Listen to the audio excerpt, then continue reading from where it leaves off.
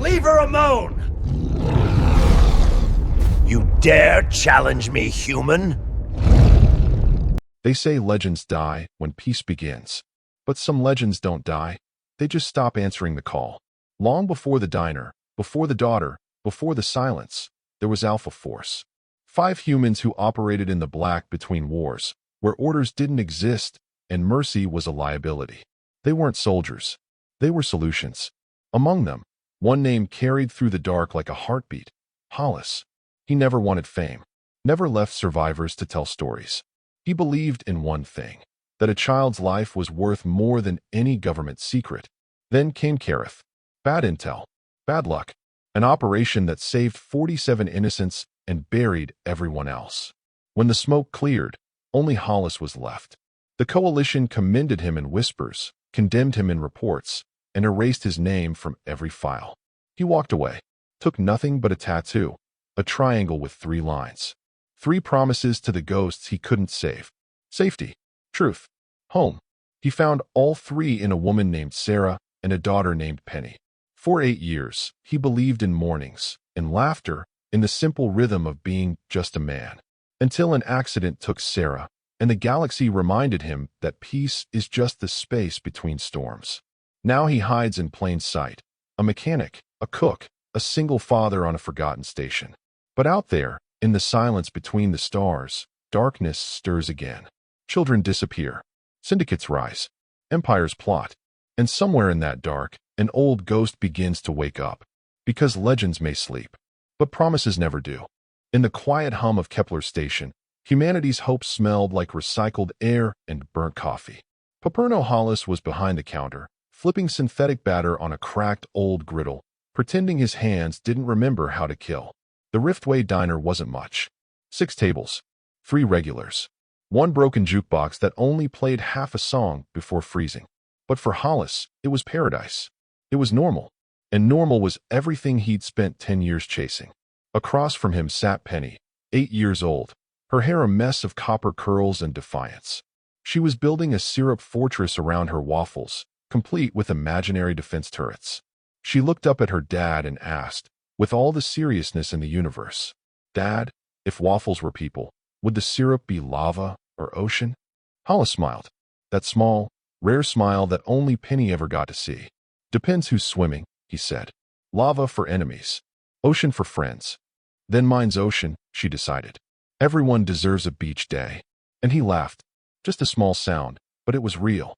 That was the moment before everything shifted. The moment before the past decided it wasn't done with him yet. The door hissed open with a pressure leak sigh. The diner's hum dimmed. In stepped Tornak Viefel, tall, scaled, and cruelly confident. A Kathari noble draped in silks that probably cost more than the station's oxygen filters. His entourage followed, 2 guards with eyes like dull knives. Hollis felt the temperature change, the subtle tension in the air. He recognized it instantly. Predatory presence. Dominance games. He'd seen it on warlords, mercenaries, and monsters. And here it was, in his diner. Tornak's voice slid across the room. "This establishment," he drawled, "serves humans only?" Hollis didn't flinch. "Serves whoever pays." Menus on the wall. The Kathari smiled, a reptilian stretch of arrogance. "How quaint," he said, stepping closer. "A human serving food. How far your kind has fallen." Penny's fork froze halfway to her mouth. She looked from the alien to her dad. "Dad?" she whispered. Hollis placed a hand on her arm. "It's fine, sweetheart. Finish your breakfast."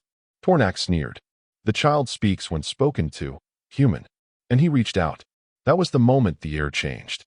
To the untrained eye, it was barely a movement. To anyone who'd ever survived combat, it was poetry.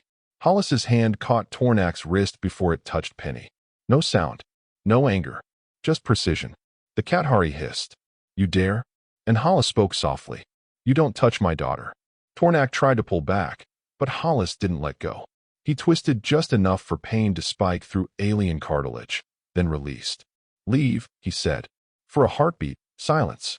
Then Tornak laughed. "You think you can threaten a Viefel?" He swung. Fast. Too fast for any normal human. But Hollis wasn't normal. The next 30 seconds were legend before they were even over. 1 broken wrist. 1 slammed head against the counter. 1 guard down, another gasping for air. And then it was done. Hollis stood between Penny and the unconscious Kathari, breathing steady. Not a mark on him. Only the quiet echo of old instincts, roaring awake. The door slid open again. Administrator Helena stepped in, drawn by the commotion. Her eyes went from Tornak's body to Hollis's tattoo, 3 lines inside a triangle. Her voice caught. "You," she whispered. "You shouldn't exist." Hollis wiped his hands on a towel. "You didn't see anything." "I saw everything," she said. "And I remember. Kareth massacre. Alpha Force." Penny blinked. "Dad? What's Alpha Force?" He froze. Just for a moment. Then smiled faintly. "Something that doesn't matter anymore." But Helena didn't believe that. 47 children, she said quietly. Taken from the Blackspine colonies. Coalition won't act. The syndicates bought them off. I need someone who doesn't ask permission. Hollis turned away. "I'm done with that life." "You said that once before," she said. "Before Kareth." That name hit him like shrapnel. He closed his eyes. "That's exactly why I'm done." That night, Penny slept curled up under a blanket, soft breathing filling the small cabin above the diner. Hollis sat by the window, staring out at the endless stars. Each one was a reminder of people he'd lost, of promises he'd made. Safety, truth, home. He whispered it under his breath like a prayer. But out there, 47 children were crying in the dark. And somewhere in that darkness, Tornak Vethel would wake up angry. He'd dig. He'd find out who Hollis really was. And when he did, Kepler Station would burn. So when morning came, Hollis packed a small duffel. Tools, rations, and a single old pistol, its serial number long ago erased. Penny watched him from the doorway, holding her stuffed Skitter plush. "Are you going to fix something?" she asked. He hesitated. "Yeah, something broken. Can I help?" He smiled, kneeling to her level. "You already do every day." She didn't understand, but she hugged him tight. And for a moment, he let himself feel that warmth. Because he knew it might be the last time. Helena was waiting at Dock 7 with an unmarked patrol craft. "This isn't official," she warned. "Nothing ever is," he said. As he stepped aboard, the lights flickered to life, systems old but reliable. He ran a hand along the console, feeling the hum beneath his palm. For the first time in years, it felt right. He turned to Helena. "Tell me where they took the kids." Her eyes widened slightly. "You're in?" "I'm not," he said quietly. "Alpha Force is." As the engines roared and Kepler Station fell away behind them, the comms crackled with static. A technician's voice whispered, disbelieving. "Alpha Force is active." In the Riftway diner, the jukebox flickered. Penny sat alone, her syrup fortress untouched. And outside, beyond the hull, the stars waited for the ghost to return. The stars blurred into streaks as the patrol craft punched through sublight. Hollis watched them fade across the viewport, the old ache in his chest returning. Every jump into the void felt like tearing open an old wound. Helena sat across from him, clutching a datapad filled with faces, 47 children, missing for 12 days. Their eyes stared out like ghosts. "They're being moved through the Blackspine Belt," she said. "Smugglers call it the Spindle Route. No patrols go there anymore. Too much debris, too many shadows." Hollis leaned back, arms folded.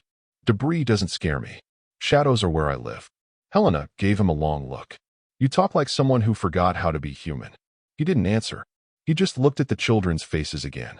The ship hummed as it slipped past the last known relay beacon. The stars grew darker, colder, sharper. Hollis's hands rested on the flight controls like they were old friends. The movements came easy, natural. Helena watched him work. "How long were you with Alpha Force?" "Long enough," he said. "What did it stand for?" He smiled faintly. "We didn't stand. We moved. We broke things quietly." "And Kareth?" He stiffened. "That was the day the universe stopped pretending it had rules." Silence filled the cabin. Only the low thrum of the engines, like a heartbeat in the dark. Then the comms beeped. A signal, encrypted, faint, but deliberate. Hollis tapped the controls, filtering noise. A voice crackled through, weak but urgent. "Help, please, they're taking us." Static swallowed it. Helena's eyes widened. That was one of the missing ships. "Coordinates?" Hollis asked. "Partial. Somewhere in the Black Spine." "Then we've got a trail." He throttled forward. The Black Spine Belt wasn't a place. It was a graveyard. Millions of shards of rock and metal, remnants of an ancient mining war.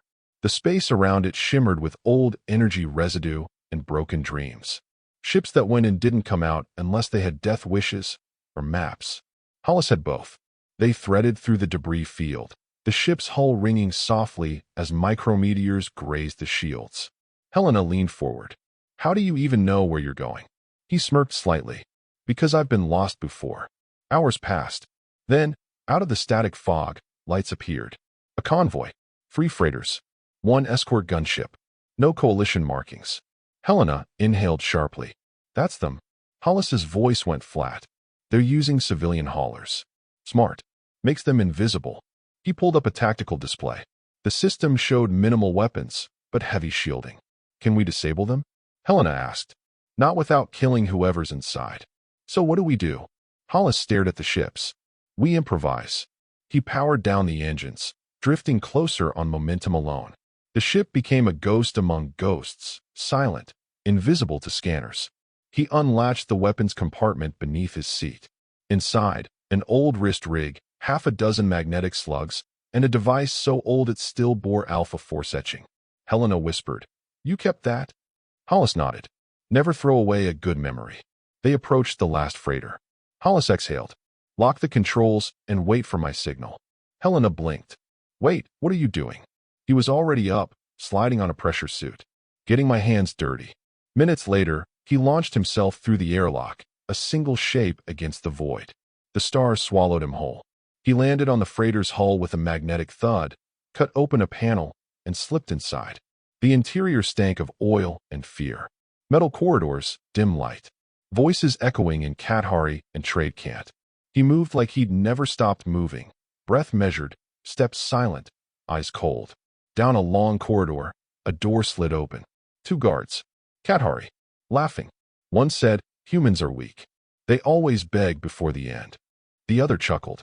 This batch will fetch a fortune, especially the small ones. Hollis stepped out of the shadows.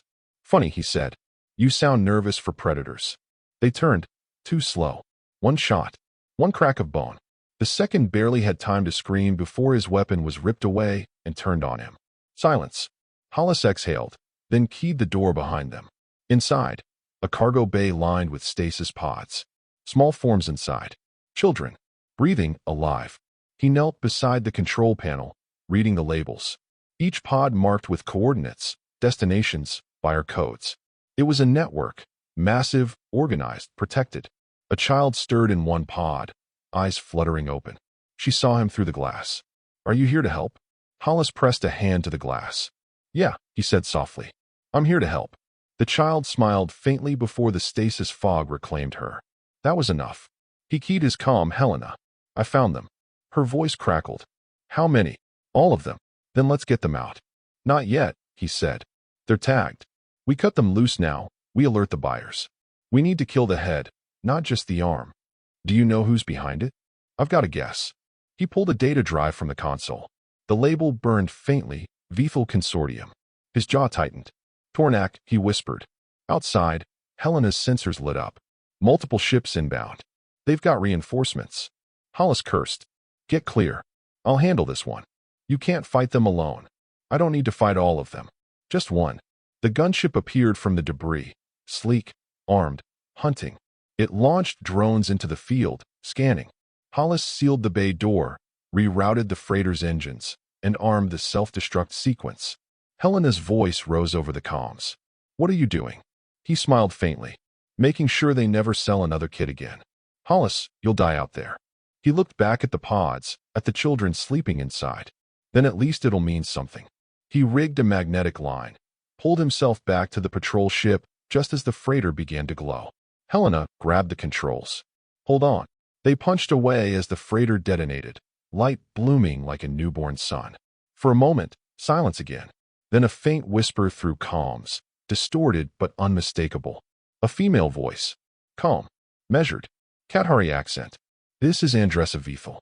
If you're the one killing my brother's business, we need to talk. Hollis's eyes narrowed. Vethel. Helena frowned. The same family? His sister, Hollis said. The smart one. He leaned forward. Patch her through. Static. Then Andressa's voice, clearer now. I don't trust you, human. But I hate what my brother has become. Meet me on Arcadia 9. Come alone. The comm cut. Helena turned to him. Trap. Definitely, Hollis said. Then why go? He looked at her. Because sometimes traps catch the right prey. He turned toward the stars again. The quiet hum of the engines filled the cabin. In the reflection of the viewport, his tattoo glowed faintly under the light. 3 lines in a triangle. Safety. Truth. Home. 3 promises to ghosts. He whispered under his breath. Looks like I'm breaking them all again. The patrol craft shifted course, engines burning bright as it vanished into the void. Behind them, the black spine belt burned. Ahead, answers, betrayal, and the woman who might hold the key to redemption. And far across the sector, in a palace of glass and venom, Tornak Vifel woke with a snarl and screamed his brother's name. Arcadia 9 hung in space like a scar. Once it was a resort moon, glittering towers and mirror oceans. Now it was dust and fog, a place for exiles and half-truths. Perfect for a meeting with the sister of a monster. Hollis's ship touched down on a platform that looked ready to collapse under its own history. Helena powered down the engines. You really trust her? I don't even trust gravity, he said. But we're out of options. She glanced at him, uneasy. Then I'm coming with you. He shook his head. If it goes bad, one of us needs to get the kids home. Helena wanted to argue, but the look in his eyes stopped her. She just said, don't die. He smiled slightly. Not today. He stepped out into the thin air of Arcadia 9. Wind carried the smell of burnt ozone and rusted metal. A single figure waited near the edge of the platform, tall, wrapped in a dark coat, eyes like polished obsidian. Andressa Vifel, he said. She tilted her head. You move like my brother, but quieter. I try not to announce myself. You destroyed one of his freighters. He's furious. Good, Hollis said. Means he's thinking instead of scheming. Andressa studied him. You could have killed the children with that explosion. I don't make those kinds of mistakes. Her gaze softened, just slightly. That's why I called you. They walked through the abandoned corridors, light flickering from broken neon. Andressa spoke quietly. Tornak thinks the Kathari should rule through fear. But fear rots from the inside. I've spent years trying to undo his damage. Family drama, Hollis said. Always messy. This isn't drama, human. It's genocide in slow motion.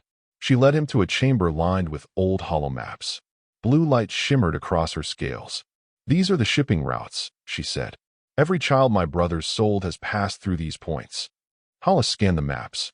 He's not running this alone. No, she said. The buyers are human. That stopped him cold. Coalition officials, she added. People who prefer shadows to laws. Helena's voice crackled over comms. You hearing this? Every word, Hollis said. Send it to the coalition registry. Andressa shook her head. It won't matter. They'll bury it. Then we don't give them the chance, he said. She watched him carefully. You're not what I expected. What did you expect? A soldier looking for revenge. He met her eyes. Revenge doesn't save kids. For a moment, silence stretched between them. 2 enemies bound by disgust for the same evil. Then Andressa turned to the map again. Tornak's next shipment leaves in 48 hours from the Kareth sector. The name hit Hollis like a knife. Kareth, he said. You know it. He nodded slowly. I left everything I was there. Then maybe it's time to go back. The wind outside rose, carrying the distant echo of thunder from Arcadia's unstable atmosphere. Hollis's comm beeped. A secure channel, encrypted. He frowned. Hold that thought. He stepped aside and answered. A distorted voice whispered through. Ghost of Alpha, they're coming for you. The Vifel fleet moves tonight. Who is this? Hollis demanded. No answer, just static. Then the line went dead. He turned back to Andressa. Did you tell anyone about this meeting? No. Then your brother did.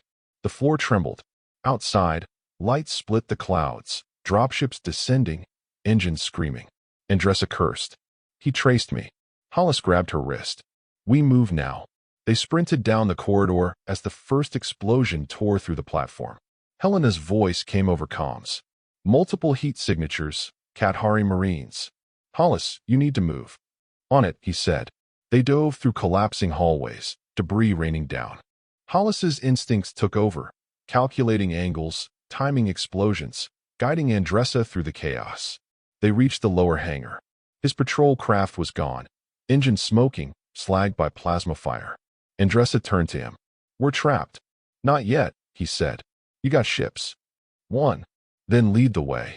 They boarded her small interceptor, a sleek Qatari model, half military, half luxury. Hollis slid into the co-pilot seat, hands flying over alien controls. "Can you even fly this?" she asked. "Close enough." He fired the engines, and the ship shot upward through the wreckage. Pursuit followed, 2 fighters on their tail. Hollis switched the targeting systems. "You arm." "Always," Andressa said. She flipped a switch, and twin plasma bolts streaked backward, shredding the first pursuer. The second stayed close, weaving through debris. "Persistent," Hollis muttered. He rerouted power to the rear shields. "Hang on." He slammed the thrusters into reverse. The ship lurched, drifted, spun 180 degrees. Andressa gasped. "Are you insane?" "Little bit." He fired point blank. The second fighter disintegrated in a burst of blue flame. The sudden quiet afterward was deafening. Andressa stared at him. "You could have killed us." "Almost did," he said, half smiling. "But almost doesn't count." They drifted in silence for a while, the wreckage of Arcadia 9 burning below. Andressa spoke softly. "You're not just fighting him for the children, are you?" Hollis stared out the viewport. "No. I'm fighting him because men like him taught the galaxy to forget what humanity means." "And what does it mean to you?" He looked down at his tattoo, tracing the lines. "Safety. Truth. Home." For a long moment, she said nothing. Then, "Maybe there's hope for us yet." They set course for Kareth. Helena rejoined them mid-flight, docking through a battered shuttle.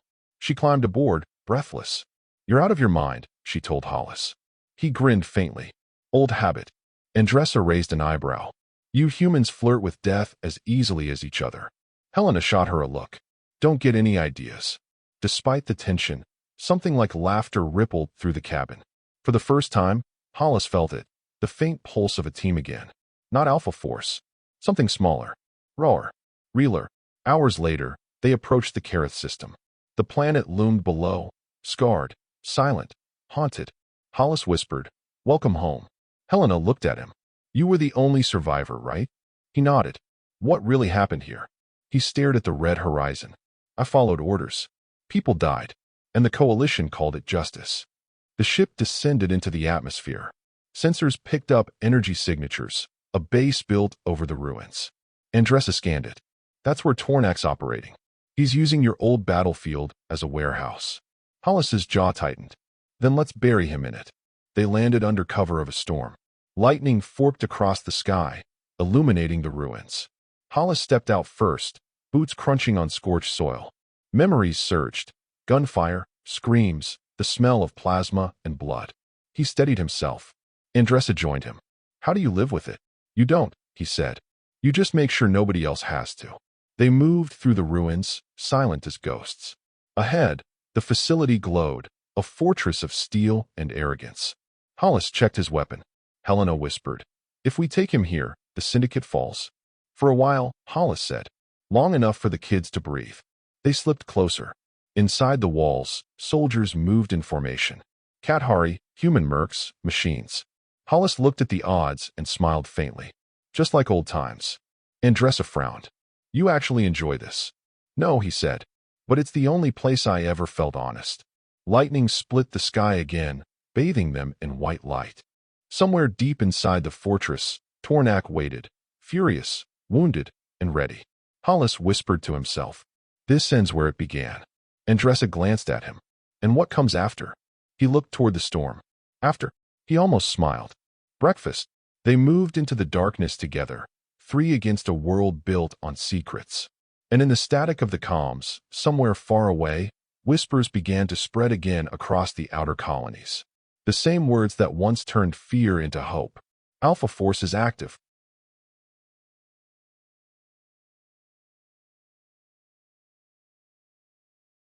The storm over Kareth never slept. Lightning crawled across the clouds like restless veins. Every strike illuminated the old battlefield, the bones of ships half buried in ash, the ghosts of a war nobody wanted to remember. Hollis crouched behind a ridge, rain streaking down his armor. Beside him, Helena checked the scanner. Thermal readings. 3 dozen guards. 2 mechs. 1 command signal deeper inside, Tornak. Hollis nodded. "We start at the comms relay." Cut his eyes out first. Andressa tightened her gloves. "I'll handle the codes." Good, Hollis said. Stay close. They moved out, shadows in the storm. Every step brought the ghosts closer. Hollis remembered each ridge, each crater. He'd bled here, buried friends here. Now he was back, to finish what was left. They reached the relay tower, half tech, half ruin. Andressa sliced through the console with alien precision, wires sparking under her claws. Give me 10 seconds, she said. Hollis covered the doorway, scanning the dark. Rain hissed against his weapon. Helena muttered, You ever think you'd come back? Not like this, he said. Then how? He glanced at her. In a box. Andressa looked up. Done. Cameras down, comms blind. Then let's knock, Hollis said. They crossed the open yard toward the main gate. 2 guards patrolled ahead, Kathari elites. Andressa raised her weapon, but Hollis stopped her with a hand. No noise. He moved like a shadow, rain blending with motion. 2 hits, 2 bodies down. Not a sound but the whisper of impact. Helena stared. How do you still move like that? He shrugged. Regret keeps you flexible. Inside the fortress, the air was thick with machinery and arrogance. Children's voices echoed faintly through vents, small, frightened. Andressa froze. He's already begun loading them. Hollis's jaw tightened. Then we're out of time. They reached the central hub, massive, alive with energy. And there, surrounded by guards, stood Tornak Vethel, bigger than before, armor black and gold, and around his neck, a chain bearing the symbol of Alpha Force, twisted into mockery. He saw Hollis and smiled. Well, the ghost himself. Hollis stepped forward. Let them go. Tornak's laughter filled the chamber. You destroyed my ships. My empire. You think I'll give you anything? Hollis's voice stayed calm. You already did. He tossed a small device onto the floor. A pulse spread outward. All across the facility, doors unlocked, alarms screamed, lights flickered. Helena's voice came through the comm. Pods are opening.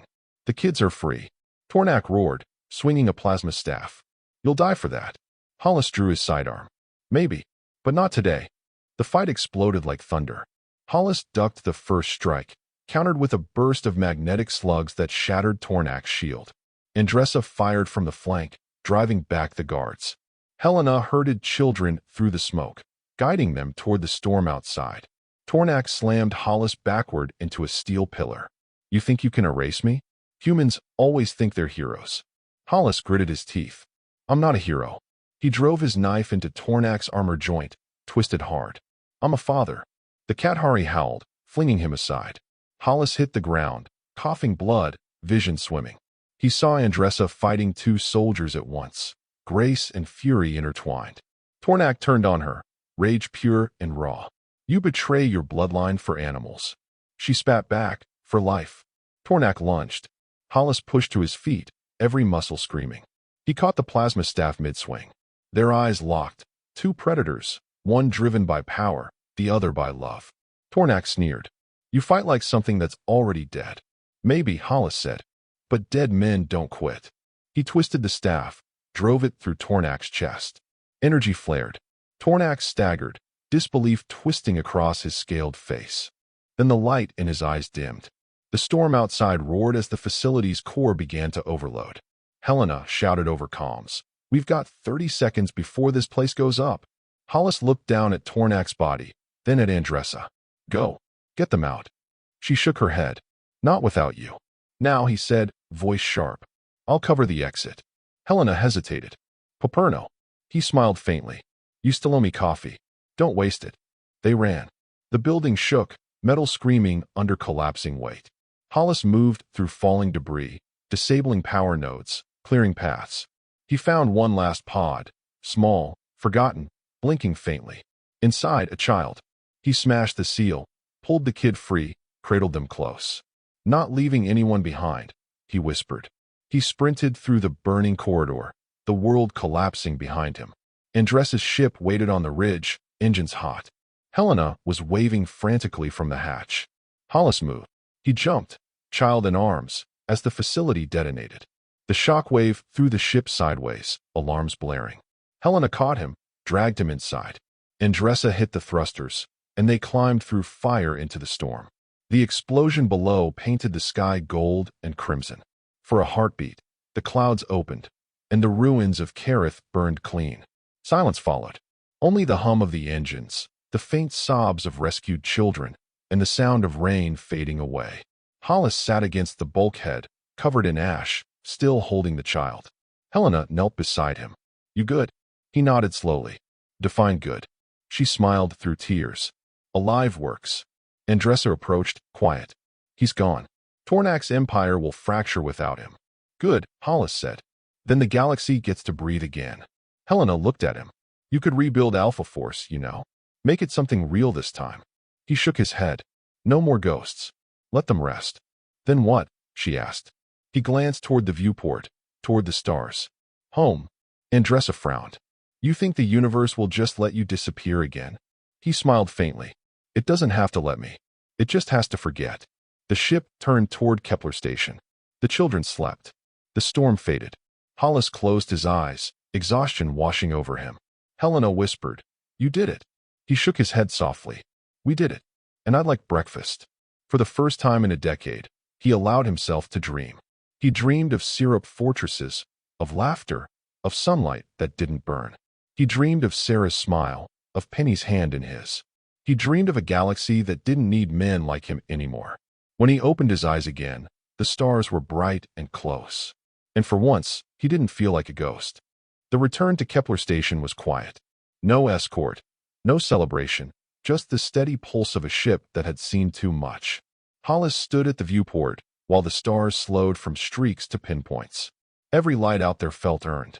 Below, the station glimmered like a tired heart. Dock 7 came into view, battered as ever.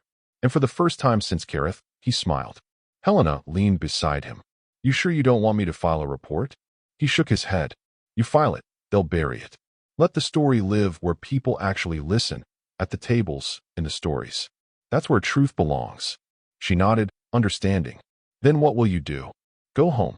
Teach Penny that syrup can be lava again. She laughed softly. You're impossible. Yeah, he said, but I'm trying to be better. Andressa appeared from the corridor, armor gone, wearing a plain coat that almost made her look human. I've transferred the children to neutral custody, she said. Anonymous. No records. They'll be safe. Hollis met her eyes. And you? I'll go back to my people. Clean what can be cleaned. Someone has to try. He extended his hand. For what it's worth, he said, you made the right choice. She took it. So did you, Ghost. The ramp lowered. The station air hit his face, a blend of ozone and frying oil and home. The Riftway diner hadn't changed. Same 6 tables. Same broken jukebox. Only difference was the small crowd watching him walk in. Dock hands, traders, faces he didn't know but who somehow knew him. At the corner booth, Penny looked up from her plate. Her eyes widened, then filled with tears. Dad, he smiled. Hey, kiddo. She ran to him, syrup on her hands, arms wide. He caught her, lifted her, felt the weight of everything he'd fought for collapse into that one moment. You're late, she said into his shoulder. Traffic, he whispered. Whole galaxy of it. She pulled back and gasped. You got a new scar. Souvenir, he said. Traded it for something better. What? He set her down. Breakfast with you. They sat together. The jukebox tried to play and failed halfway through the song. He didn't mind. For the first time, silence wasn't a burden. Helena appeared at the door, leaned against the frame. You ever gonna tell her who you were? Hollis poured himself a cup of coffee. No, he said. She already knows who I am. Penny looked up. Can we go to the observation deck later? I want to see the stars. He smiled. Yeah, they've been waiting for you. She grinned and returned to her waffles. And for a while, everything was just ordinary again. That was the miracle of it. Across the station, whispers started. Dockhands told pilots. Pilots told miners. A story spread the way truth always does, slow, persistent, human. About a ghost who came back for children. About a tattoo with 3 lines inside a triangle. Some called him a legend. Some said he was myth. But anyone who passed the Riftway diner between decks 14 and 15 could see for themselves. A man with silver hair and steady hands pouring coffee for strangers. A little girl building a syrup moat around her breakfast. And if you look closely enough at his arm, you can still see the mark of Alpha Force. Ask him what it means, and he'll smile that quiet, tired smile. Safety. Truth. Home. Then, after a beat, he'll add. And coffee, if the station's recyclers ever get it right. Because for once, Piperno Hollis has everything worth fighting for. And for the first time in a very long time, he doesn't have to fight at all.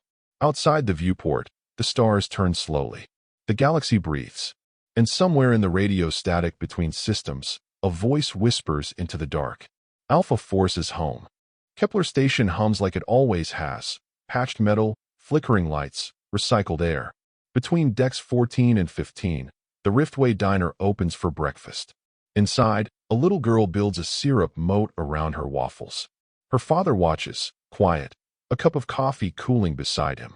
His eyes carry galaxies of stories he'll never tell. Dockhands come and go. Freighter crews trade gossip. Every so often, someone glances at the man behind the counter, the one with the silver hair and the easy silence. If they notice the tattoo on his arm, they don't ask. Not anymore. Because the whispers have circled back, the way stories do when they refuse to die. They call him a myth, a savior, a ghost. Some say he toppled an empire. Some say he vanished again after saving the children. But those who know better just smile. They've seen him here, human, tired, content. Ask him what the symbol means, and he'll answer the same way every time. Safety, truth, home. Then he'll add, almost like a secret, and coffee, if the recyclers ever get it right. Penny laughs at that. She doesn't know the whole story yet, but she knows enough that her dad always keeps his promises. And that, in a galaxy of shadows, there will always be someone who stands between the innocent and the dark.